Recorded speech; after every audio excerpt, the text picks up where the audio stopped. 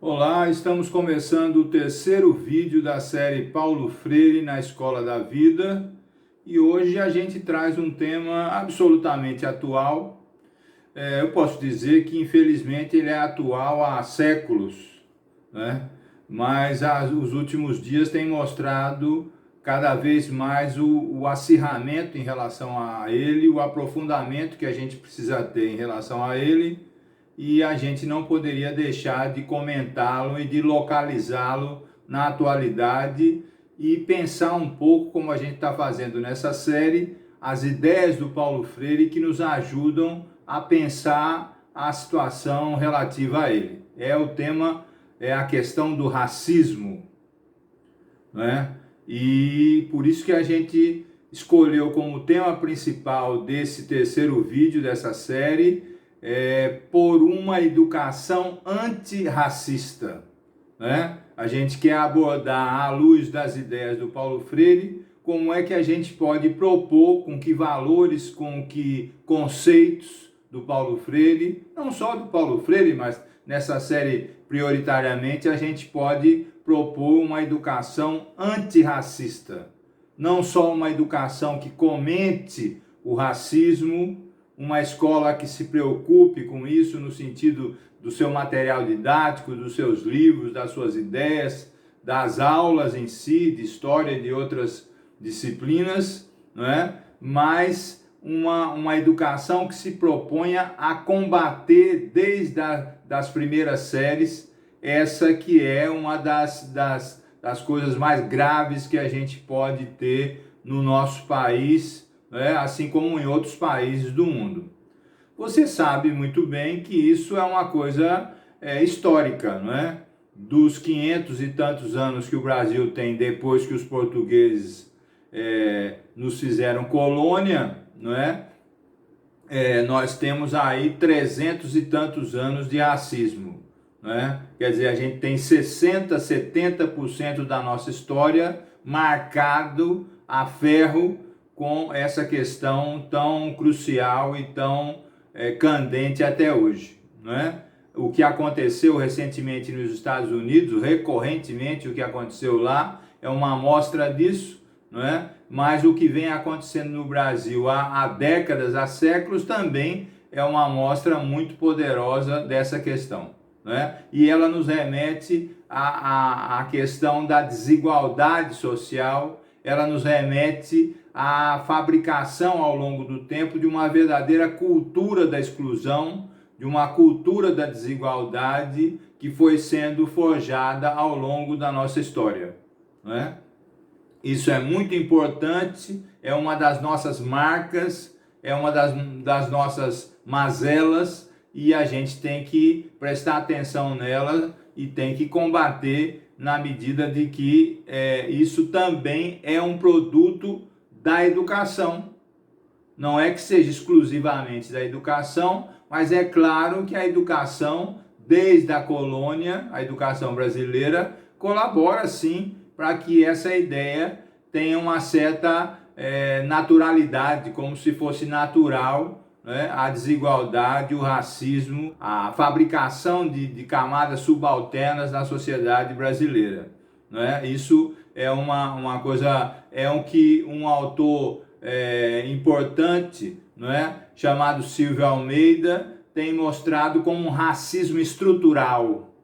Estrutural no sentido de que isso é uma coisa que vem sendo construída, não é? E tem uma estrutura, não é? E tem uma permanência e tem uma solidez que é preciso que a gente cada vez mais preste atenção. E ele chama a atenção para que isso, não é? Seja notado como também um produto da educação, um produto escolar, um produto dos meios de comunicação, não é? Essa naturalização, como se fosse uma coisa simples pensar que existem pessoas mais importantes, menos importantes, pessoas que são superiores e que são inferiores, como se isso fosse uma naturalidade, e não é, né? E não é. A nossa pergunta é: lendo o Paulo Freire, como é que a gente pode pensar exatamente nessa questão do racismo, né? E como é que a gente pode pensar a partir das suas ideias, dos seus conceitos, um combate a isso, não é? Pela via, inclusive, da educação. Veja o que ele fala na Pedagogia da Autonomia, um dos seus últimos livros. Ele diz assim, veja só: faz parte igualmente do pensar certo a rejeição mais decidida a qualquer forma de discriminação. A prática preconceituosa de raça, de classe, de gênero ofende a substantividade do ser humano e nega radicalmente a democracia. Quão longe dela nos achamos quando vivemos a impunidade dos que matam menino nas ruas, dos que assassinam camponeses que lutam pelos seus direitos, pelos que discriminam os negros, dos que inferiorizam as mulheres. Veja como ele se refere veementemente, se coloca incisivamente contra isso, né? Olha, desde o começo o Paulo Freire tem se posicionado por uma educação democrática. E uma educação democrática é uma educação que leva em conta a horizontalidade de direitos, né? Podia chamar de direitos civis, direitos sociais, direitos políticos, direitos culturais, né? E essa educação proposta pelo Paulo Freire desde os anos 50, né, até as suas obras póstumas, né, tem vinculado a educação a uma questão democrática pela sua essência. Mas não é só.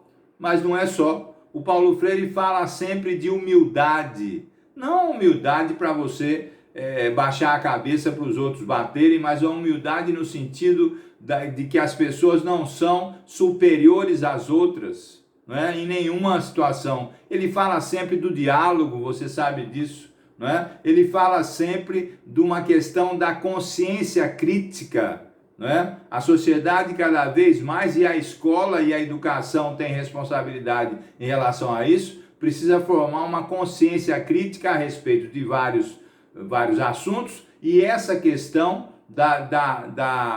do racismo é uma questão substancial. Não é porque voltou à tona, esses protestos no mundo todo, que a gente tem que focalizar isso. A gente tem que focalizar isso, como diz o autor que eu citei, Silvio Almeida, porque isso é uma coisa estrutural da sociedade brasileira, de várias sociedades, mas nós estamos focando a sociedade brasileira. O Paulo Freire nos ajuda a pensar isso quando nos remete, por exemplo, à questão de uma ação cultural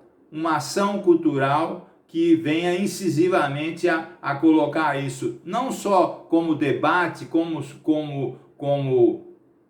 comentário, etc., mas um posicionamento, não é? As crianças, desde que entram na escola, precisam aprender a não ser racista, ou ser antirracista, a respeitar as outras, não é? Não diferenciá-las pela sua raça, pela sua cor, pelo seu gênero, etc., não é? Mas ter uma educação, não é? que seja democrática nesse sentido. Por outro lado, Paulo Freire, desde a Pedagogia do Oprimido, nos alerta essa questão, não é? Os próprios oprimidos precisam prestar atenção nisso. Não é? Ele diz que os oprimidos costumam introjetar na sua consciência a consciência dos seus opressores. E nessa questão racista, essa é uma questão fundamental. Né? E você precisa, como todas as pessoas interessadas, né, prestar atenção nessa sequência de pedagogias que o Paulo Freire propõe. Uma pedagogia do oprimido, uma pedagogia da indignação em relação a fatos como esse, e uma pedagogia sempre da esperança,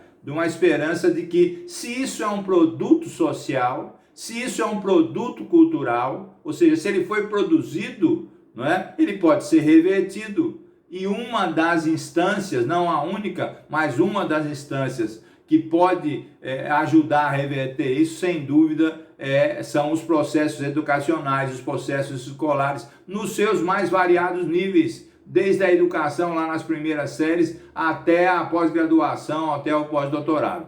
essa é uma mensagem importante. O Paulo Freire pode nos ajudar a pensar muito sobre isso, não é? E mais uma vez, ao me despedir de vocês e convidá-los para o próximo vídeo dessa série, né? Eu recomendo mais uma vez que assistam a outra série, Paulo Freire Vivo, e se interessem cada vez mais pelas obras do Paulo Freire, porque elas têm uma grande utilidade, inclusive para a gente pensar, né? Para a gente defender uma pedagogia e uma educação antirracista. Obrigado mais uma vez por me acompanhar.